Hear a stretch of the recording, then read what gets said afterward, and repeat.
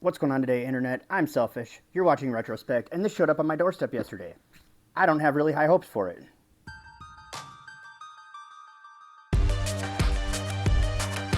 Alright, what we got here is the M17. I have no idea who makes it. Maybe it's SJ I'm not really sure.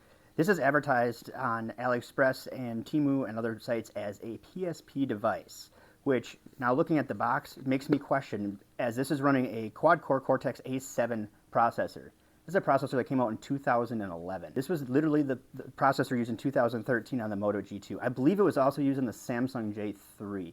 This is a really, really old processor. We're going to see if it can actually handle it. Now, the box here says that its system memory is 2 gigabytes, which I will put on the sheet over here. In fact, I'm not going to tell you a whole lot more about the specs. You guys can read about them. Let's take a look. It does also say that it comes with a case, which I can only assume is this. So, looks like this is the case that it comes with. Okay, sure, yeah, not a problem. That's so casey. We have words, lots of words, and a USB Type-C charger. Thank God. Thank God they went USB Type-C. Let's keep it universal, people. Okay, so let's take a look. Oh, the inside of the box is padded. Well, at least they care a little bit about this thing. I feel like this might be a repackaged device, and I just haven't been able to figure out what device they repackaged. All right, what do we got here? Okay, that doesn't look too bad. After all the problems I had with the audio in the last video, I figured I would change how things are set up here a little bit. In the process, I kind of forgot that I moved stuff around, so I just shot this entire video without being in frame. So we're gonna take a little bit of that, but most of that we're just gonna do it right over here again. Moving right along. This is the M17. It either has a 2 gig or 256 megabyte quad-core A7 processor that came out in 2011 and was used on the second gen Moto G. It's an old processor. Now, this processor also, if you're wondering why the Miyoo Minis are in here, is the same processor that they use in the Miyoo Mini. The difference being is that if you look at this device, their claim to fame is PSP, PS1, and N64. 3 claims that the Miyoo Mini does not make. So we're going to see how it holds up to those expectations.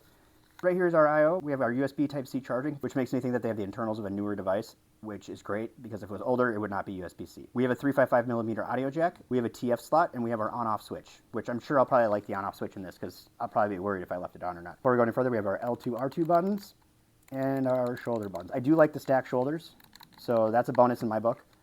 A lot of devices like this don't have stack shoulders. We have our volumes, we have our start and select. All of our buttons on here are really clicky, except for there's no L3 or R3, so we're not clicky there.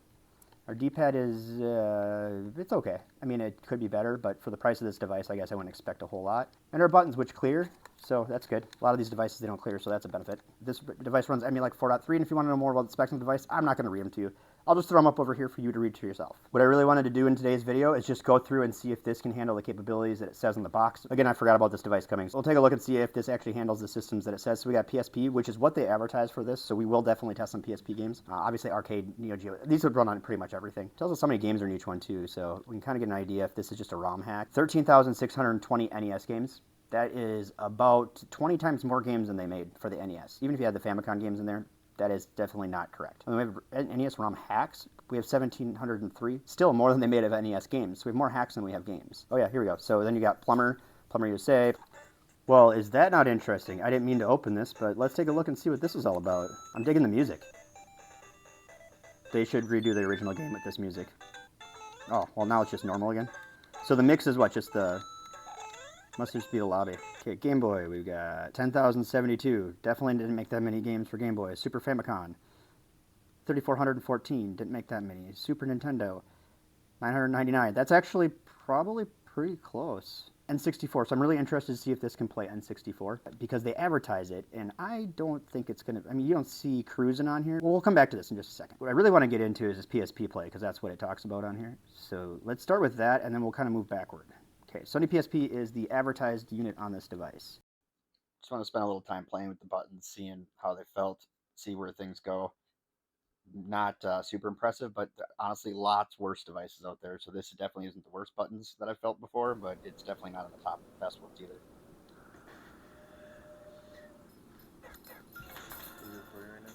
I have been since you walked out here. Look how shitty this looks. This device is made for a PSP.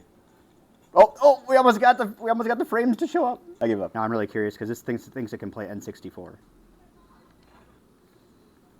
There's already dust between the screens. My goodness.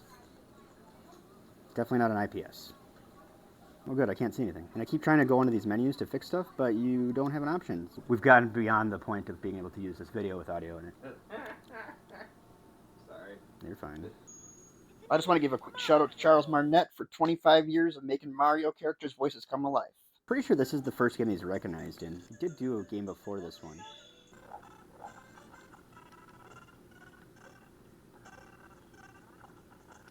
So the audio can't keep up. Mario's voice keeps up, but the background audio is definitely not keeping up here on N64.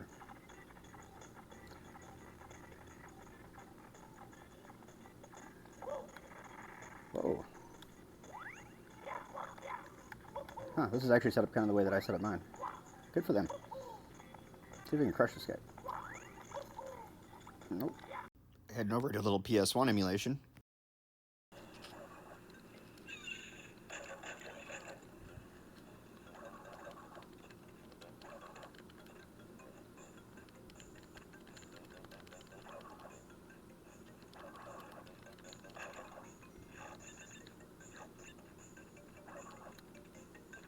The speed is still a little slow, but actually PS1 seems to be the best so far.